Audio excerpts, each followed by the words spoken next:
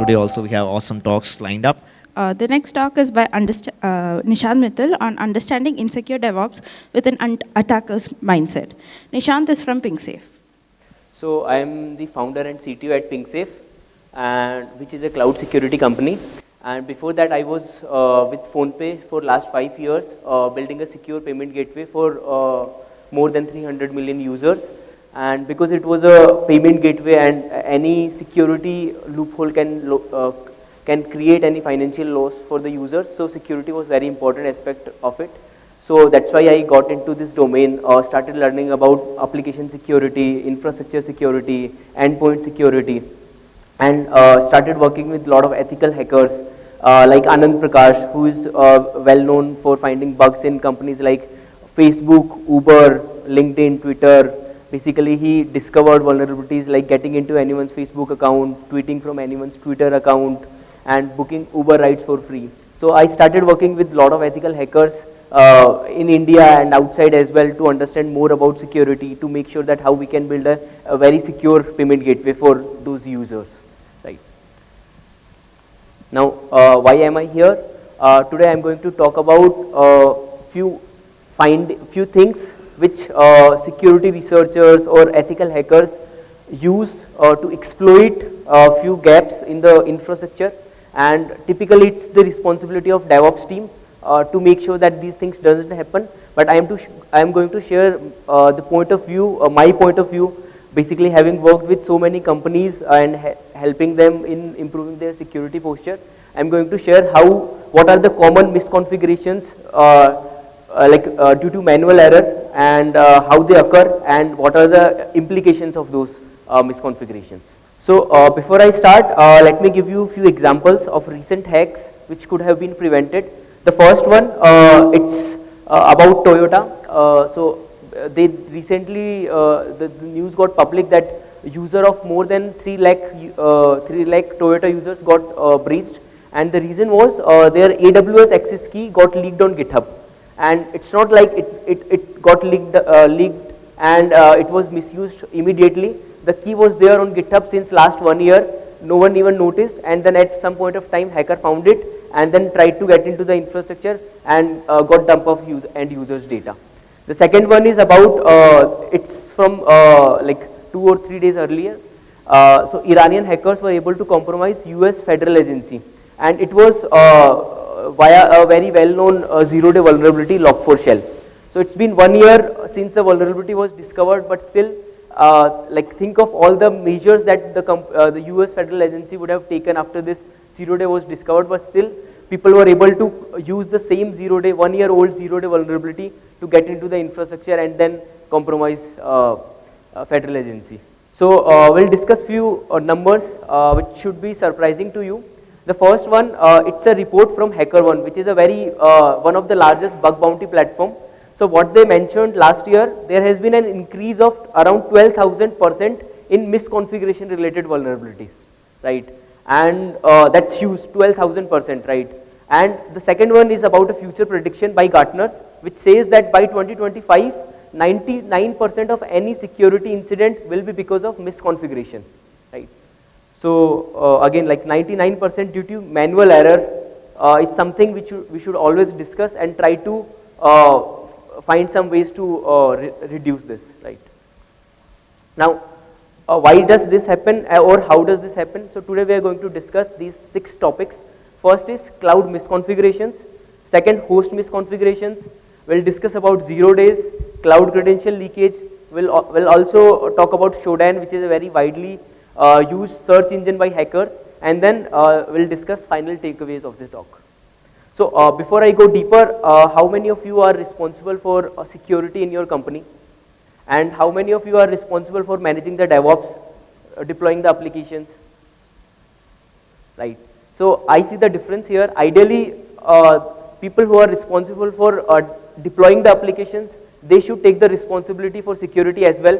We'll discuss how, and the gap between the number of hands raised between these two, that is the actual reason why these misconfigurations happen, and hackers are able to use those misconfigurations for their purpose. Now first we'll talk about cloud misconfigurations. So what are cloud misconfigurations? So any cloud provider that you are using, it can be AWS, Azure, GCP or Oracle Cloud.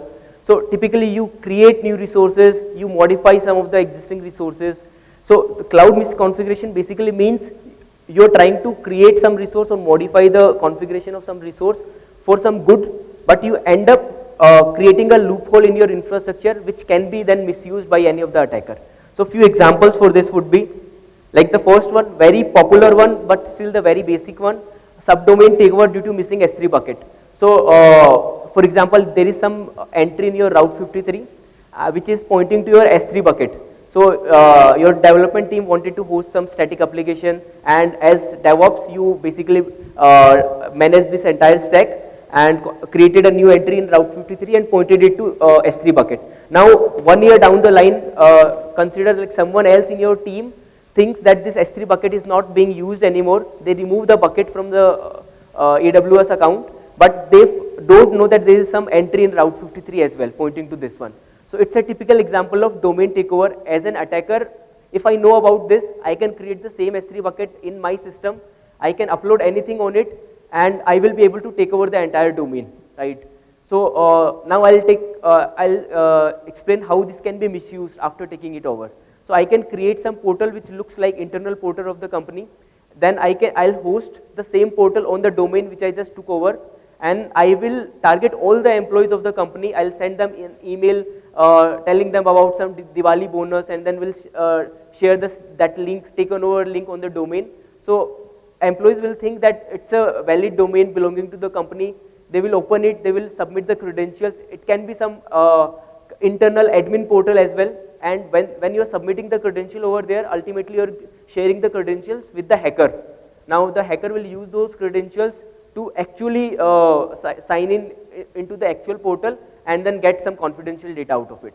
So think of it like in this way, a small misconfiguration in the S3 bucket, simply removing it and not removing the DNS entry can cause this much havoc in your company, right? So other examples of misconfiguration would be like you're creating some EC2 instance. Ideally, you should not allocate EC2. There was no use case for allocating public IP to that, but you ended up doing it, and the security groups were also open, which were attached to that EC2 instance, and the instance was publicly accessible. Someone noticed it, and I'll also discuss how people notices how attackers and hackers work, so that you have a better understanding. But that's another classic example of misconfiguration in the cloud. Now let's discuss why misconfigurations happen.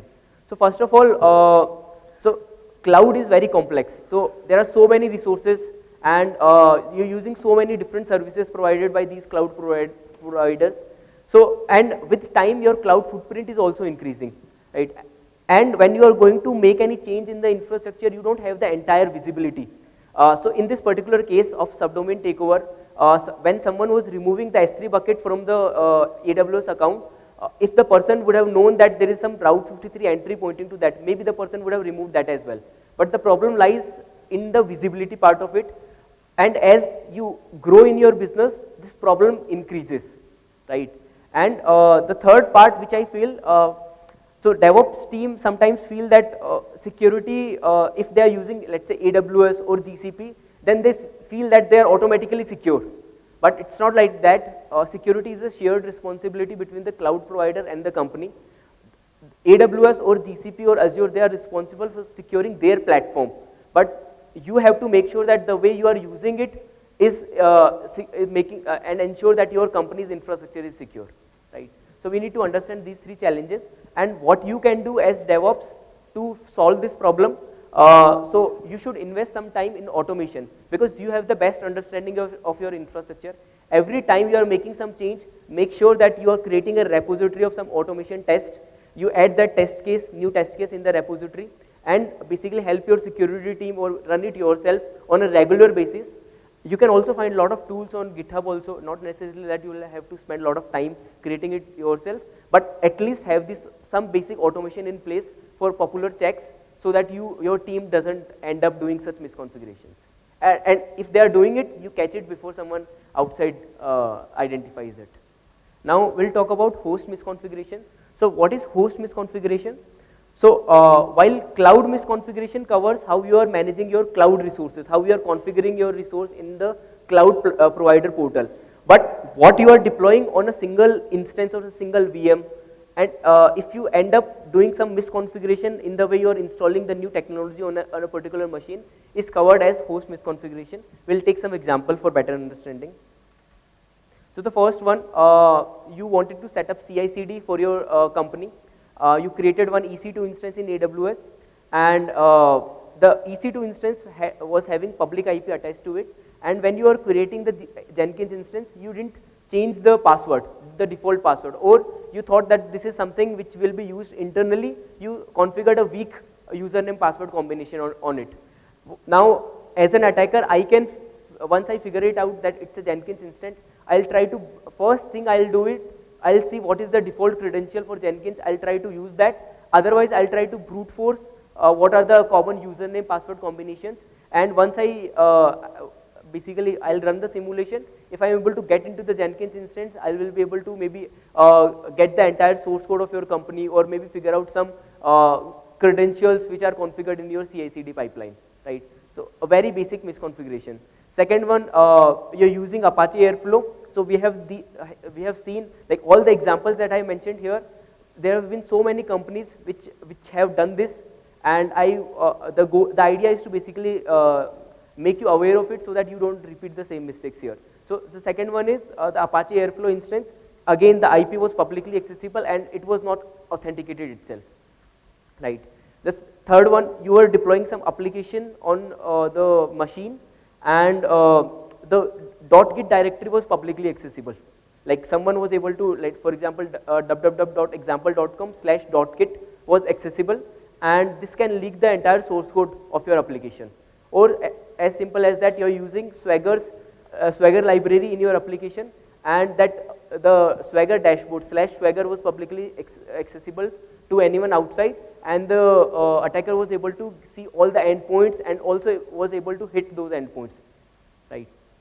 And the last one, you were using Spring Boot, your development team was using Spring Boot internally, and the actuator endpoints or the logs endpoints were publicly accessible, and there was some sensitive data, environment variables, etc., or maybe some PII data in those files, and the attacker gets to know about it and then takes dump of it and leaks it on the dark web, right? So these are a few examples of basic host related misconfigurations. Now, like, why does this happen? Yeah. So what are the challenges? So the first thing, when you have to deploy something on a new EC2 instance or a new workload, typically you don't have visibility of what is going to run on it, like what kind of frameworks are being used internally, what is the language being used, and you don't have the entire business context of the applications which you are going to deploy. So this is the first challenge that we feel, that if you have that visibility, if you understand the exact business use case, the frameworks, the libraries that are being used, so that at least you can have a look, you know that what all things you need to blacklist when you are deploying that application and making it publicly accessible. The second thing is, nowadays it's so easy to set up a new infrastructure component. So for example, you attended some conference where it was about a new time series database.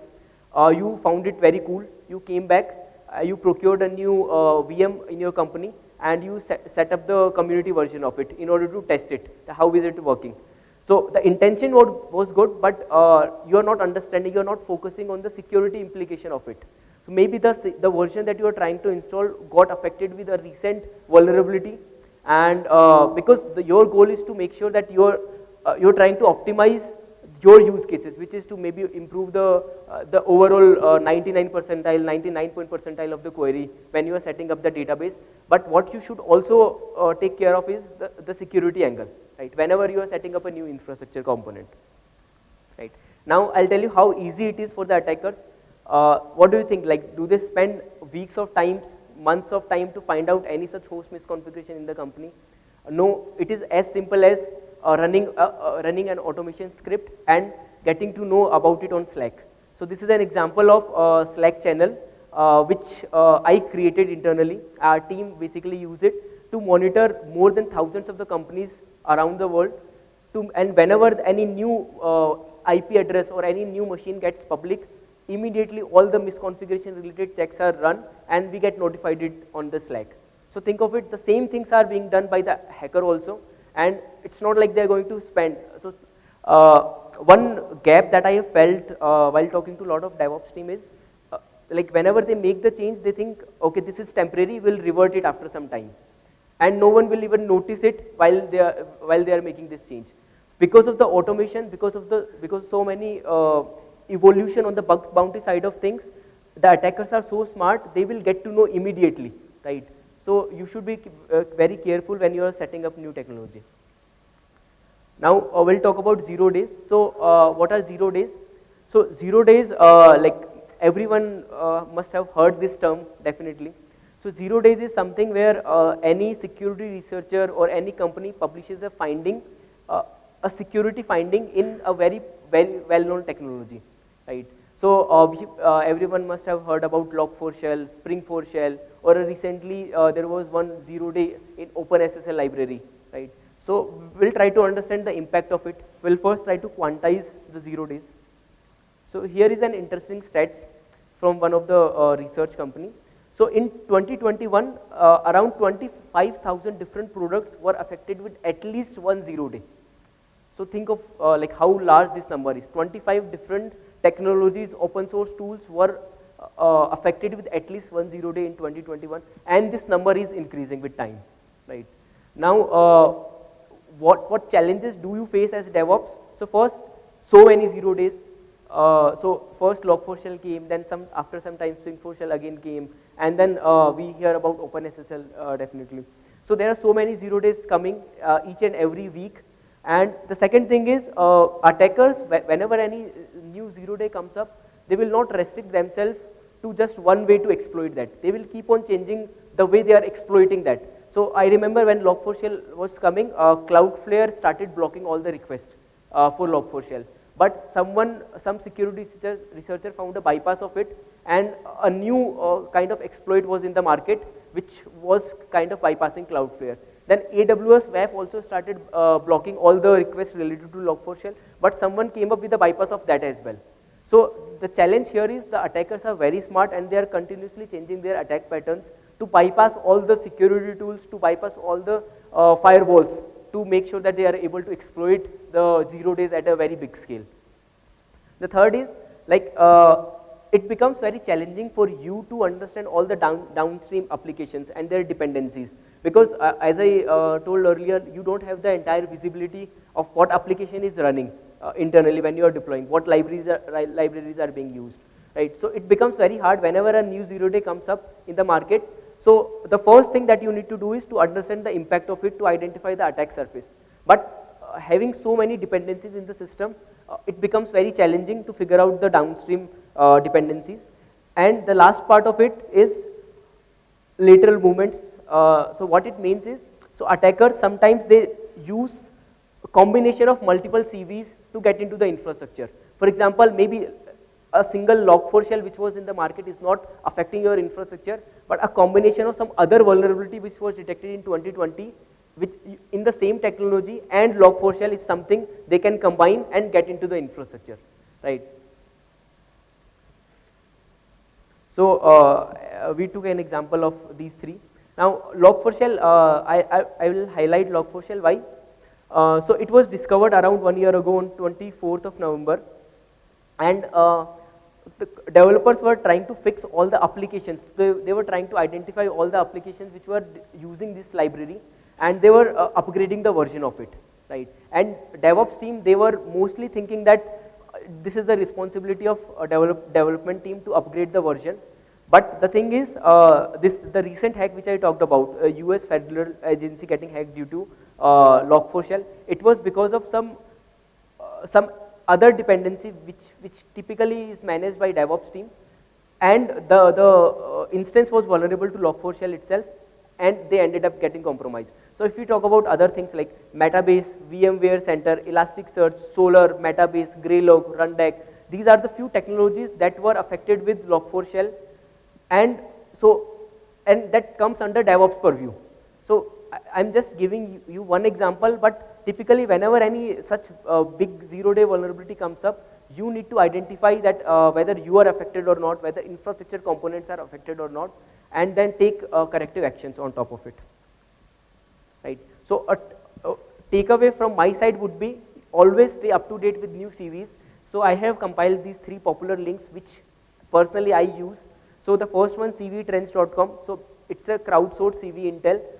You visit it, you will find all the popular CVs which are making the news, and you will also see how people are trying to exploit it, what kind of technologies are being exploited with this. The second one, basically I follow these 2 Twitter handles to always stay up to date with the CVs. The next step is, whenever any new zero day comes up and you think that you're seeing repetitively on the social media, always start working on identifying the attack surface. And the way to do is basically always have your software bill of materials, all the dependencies handy with you, and what you need to do is maybe run some script or do it manually also to figure out if there are some systems dependent on that zero day, and if yes, then immediately try to patch it. The next is, we'll talk about cloud credential leakage. So like the meaning is clear. So there are some cloud credentials like your IAM credentials, your RDS credentials, right? And the credentials gets leaked outside on some public repositories on GitHub, GitLab, Bitbucket. Now this problem may seem small to you, but let me share this interesting insight. So right now at this point of time, there are around 6 million secrets available on public GitHub repositories, and this is just GitHub. And now out of these 6 million secrets, 40% of the leakage are due to cloud data storage and cloud providers accounts. Might belong to AWS or GCP or Azure or some other cloud provider, right? So it's a very big number.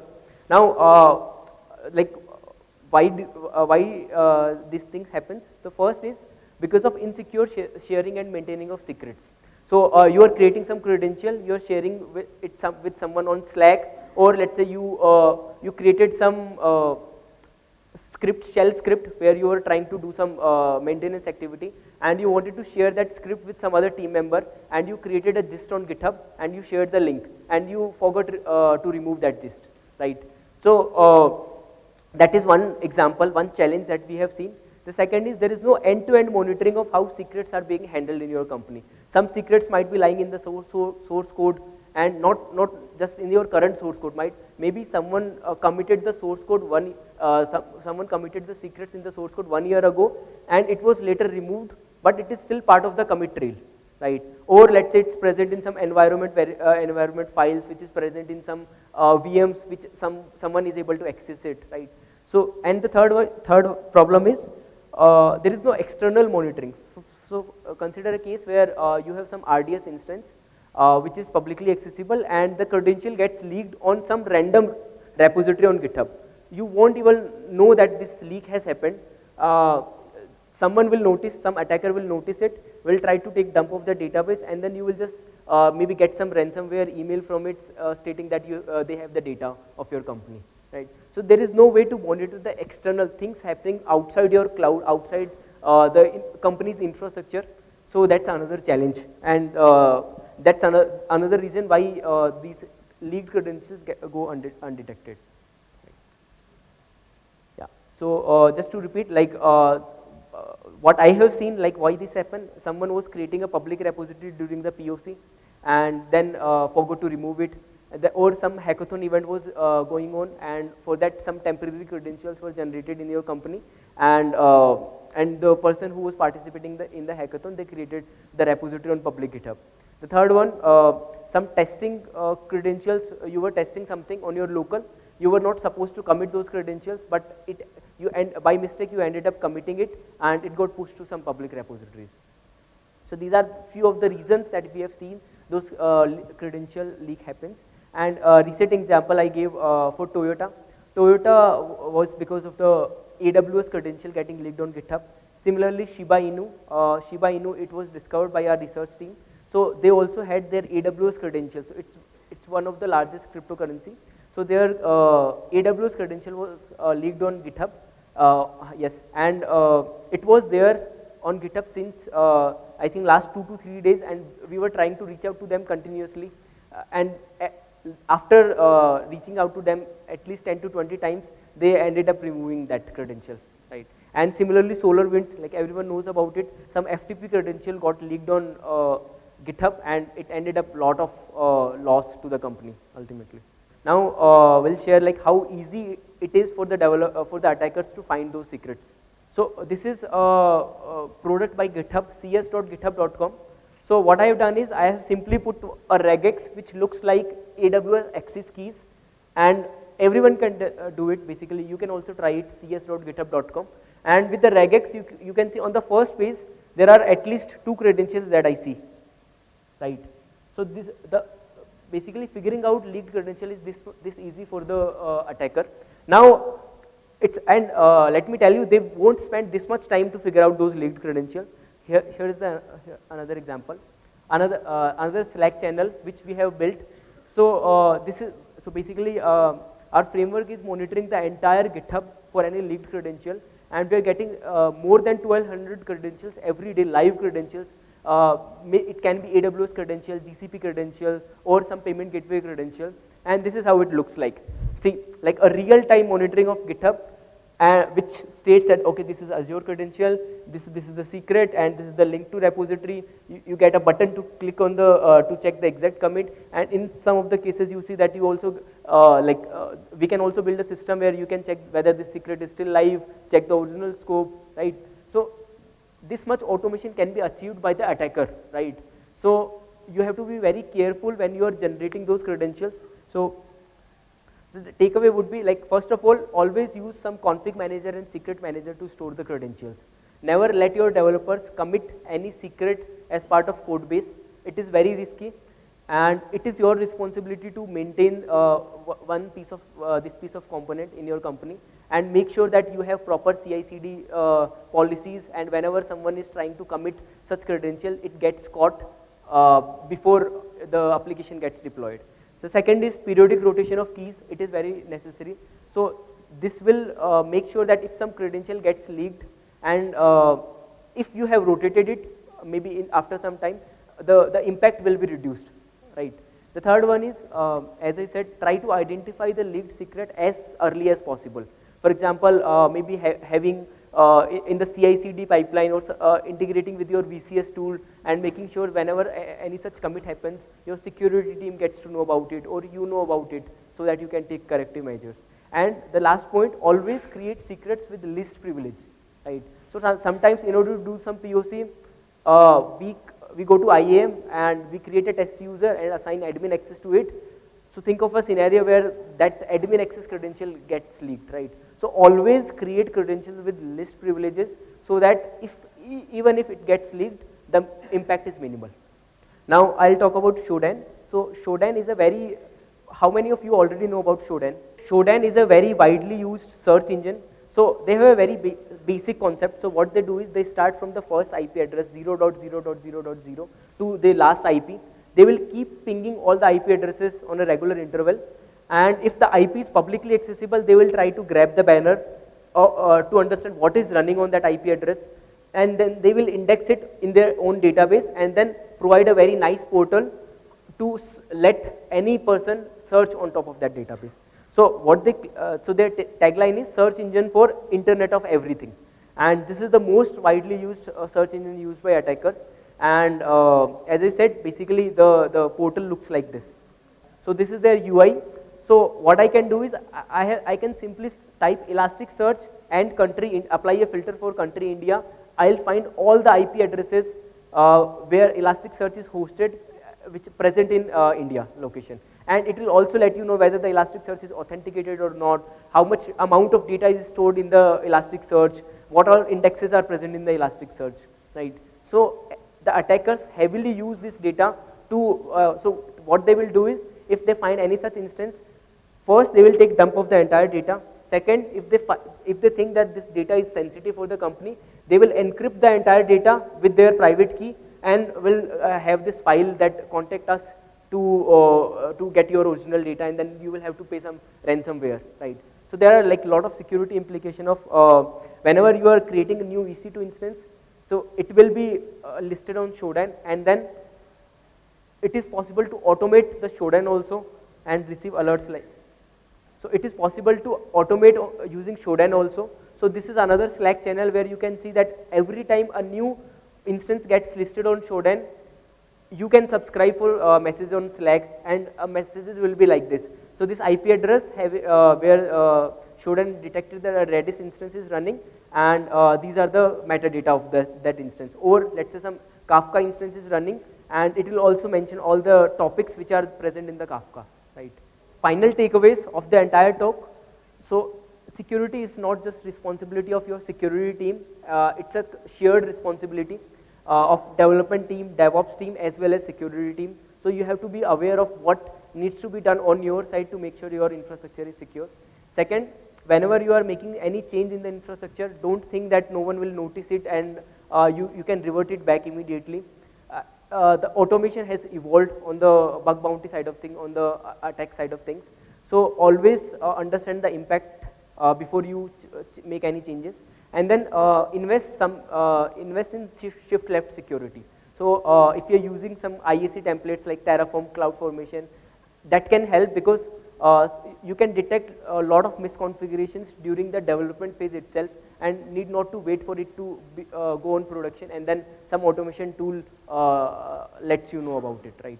And another takeaway would be always keep your dependencies and software bill of materials ready, and so that whenever a new zero-day comes up, you can immediately do a matching to make sure how vulnerable your infrastructure is. The next is understand the lateral movement in some of the CVs, because a chain of two different low severity issues can create a major impact in your infrastructure. So any finding that you get from any tool, don't just ignore it. Think if there is a second level dependency or third level dependency or something that can be combined together to exploit that, right? And the last one, like don't let any of your change reflect on these Slack messages, right? Sorry. Happy to help. You can stay in touch on LinkedIn or Twitter. And this is the recommended way, not so recommended way. You are making some mistakes, and we are able to figure it out, and then we are reaching it out to you, right? So here are a few of the media coverage of our research, where we were able to detect the Shiba Inu leak, and then basically this prevented a major financial loss to a lot of customers who invested in this token. And then another finding, basically we were able to uncover some credentials in some iPhone application which was recording which was storing the cold recording of thousands of users, and this could have created a havoc, right, if leaked. Thank you.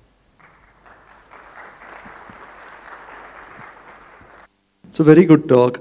All the points you raised are very interesting. But you know, it's kind of depressing because it's so easy for attackers to find things, and like you have to cover all your bases, right? But the attacker needs to find just one mistake, right? So it's always tilted in their favor, right? Yeah. So since you were, I'm sure this kind of thing has come up since you're involved with a cybersec firm. So how is that addressed? Is it like never-ending battle, or like doomsday scenario, or what is it? Just more automation, just keep up pace. That's the only thing you can do. Yeah, and there is no such thing as 100% security, to be honest.